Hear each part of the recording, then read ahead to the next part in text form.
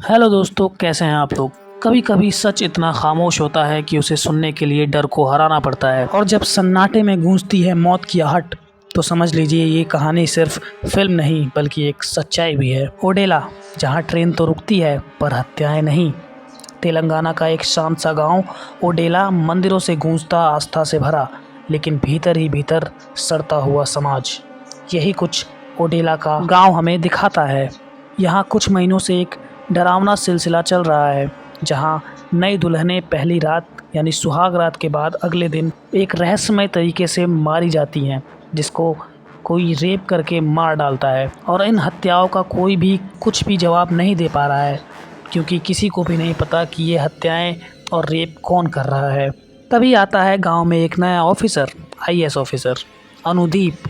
अनुदीप का role play कर रहे हैं साई रौनक, और वो ना अंधविश्वास में मानते हैं और ना ही किसी भी अंधविश्वासी शक्ति में।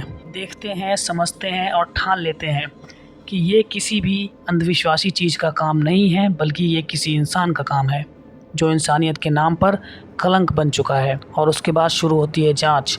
लेकिन ओडेला एक ऐसा गांव है जहां हर दरवाज़ा एक नई झूठ की कहानी सुनाता है। फिल्म में हर किरदार कुछ न कुछ छुपा रहा है।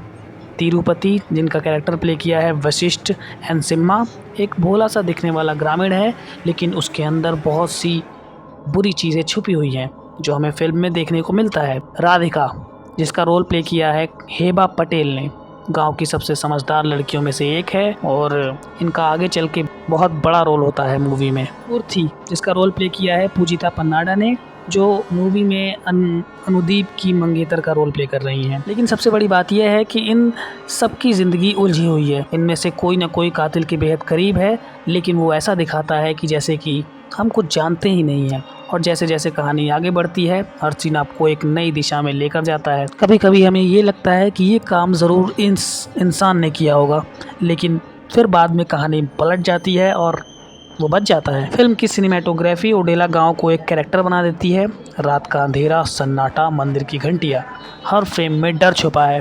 बैकग्राउंड म्यूजिक एकदम सटीक है, ना ज़्यादा डराता है ना कम, बस आपको कहानी में डुबो देता है। और हाँ, एडिटिंग इतनी क्रिस्प है कि हर कट एक नई सांस रोकने वाली स्थिति पैदा कर देता है। फिल्म का सबसे शॉकिंग मोमेंट तब आता है जब हम देखते हैं कि एक औरत एक इंसान का कटा हुआ सर लेकर सीधे पुलिस स्टेशन में पहुंच जाती है। ये सीन हमें ट्रेलर में भी देखने को मिला है, तो स्पॉइलर नहीं दे रहा हूँ मैं, लेकिन वो सीन आपके रोंगटे खड़े कर देगा। और वहीं से असली कहानी शुरू होती है।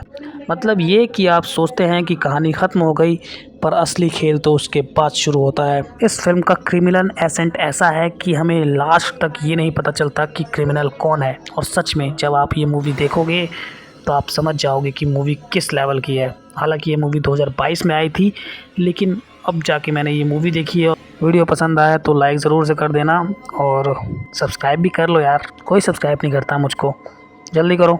मिलते हैं अगले वीडियो में।